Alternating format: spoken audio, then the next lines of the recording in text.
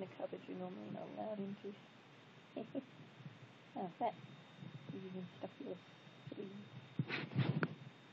self into there and... Yep, you've got to try.